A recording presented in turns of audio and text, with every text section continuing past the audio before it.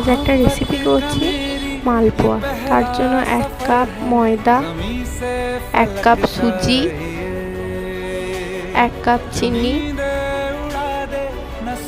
আর কাজু, কিশমিশ, মৌরি আর 1 কাপ দুধ একটা বাটিতে নিয়ে ভালো করে মাখিয়ে নেব।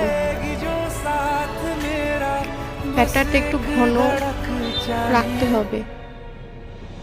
তারপরে কড়াইয়ে তেল গরম করে